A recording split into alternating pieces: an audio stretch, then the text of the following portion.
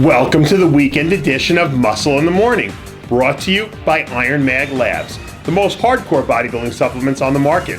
I'm your host, Dave Palumbo, and I'm here to bring you all the latest news in the world of bodybuilding and fitness. It's Friday, December 12th, 2014, and let's get to it. Sean Clarida is back in action, preparing to climb the 212 ranks in 2015. At just 5'2" and around 150 pounds on stage, Clarida has deservedly earned himself the reputation as one of the best small men in bodybuilding, and he may just be the owner of the sport's most appropriate, although seriously overused nickname, the Giant Killer. After winning his pro card at the 212 NPC Nationals, Clarida took off 2013 to add some size and then had a nice rookie year in 2014, where he competed at the New York Pro and Toronto Super Show. From head to toe, the Giant Killer has all the necessary pieces to battle it out with anyone in the 212 division. But if he's ever going to be considered a legitimate threat on a pro stage, he has to keep packing on the size to compete with the junior mass monsters lurking at the top of the division that go by the names Lewis, Correa, and Raymond.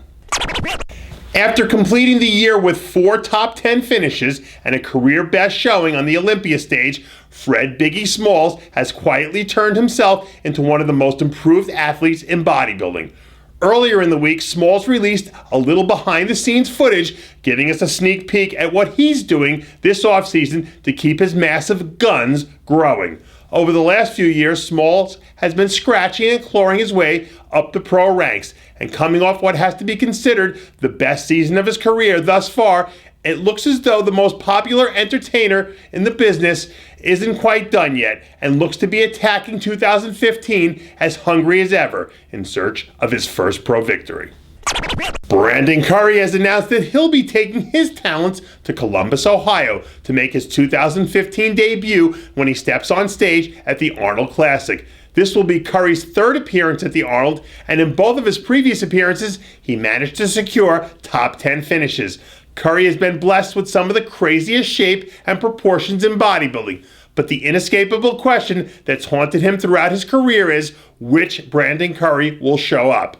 Curry is entering his 5th season as a pro, and so far, we've only seen him be able to really hit his mark once at the 2013 Arnold Brazil, where he beat out Tony Freeman for an impressive win.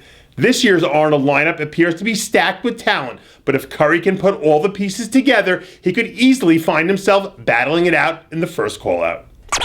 After deciding to take the rest of the year off following his overall victory at the NPC Pittsburgh Championships, Jason Janoff appears to be putting his extended offseason to good use. Janoff posted a video earlier in the week easily crushing a pair of 160-pound dumbbells for reps as he tries to pack on more size to fill out his enormous frame. Right now, Janoff is currently tipping the scales at nearly 280 pounds and is planning to step back on stage at next year's North American Championships, which is being held in his hometown of Pittsburgh, PA. If Janoff could bring the same level of shredded conditioning we've seen from him in the past, along with some added size, he has a very good chance to find himself as the last man standing on stage. And we know what that means. The bodybuilding world is full of inspirational stories about athletes who have been forced to overcome extraordinary circumstances on their road to success. But perhaps there may not have ever been an athlete that's had more determination and willpower than IFBB pro Chris Dim. Just months after a career-best 12th place finish on the Olympia stage, Dim suffered an aortic aneurysm that nearly cost him his life. Then, in a subsequent surgery in 2012, Dim became paralyzed from the waist down and given less than a 1% chance of ever walking again.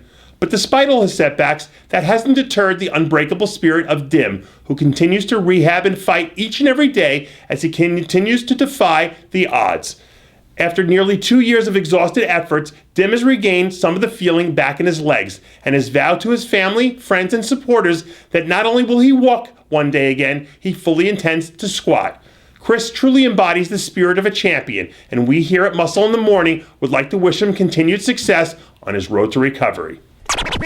And that does it for yet another edition of Muscle in the Morning, brought to you by Iron Mag Labs, the most hardcore bodybuilding supplements on the market. Check out ironmaglabs.com today. And for full quotes and Muscle in the Morning bonus features, Join Muscle in the Morning's official Facebook page. I'm your host, Dave Palumbo, reminding you to always be true to your passions. And remember to follow us on Twitter and Facebook.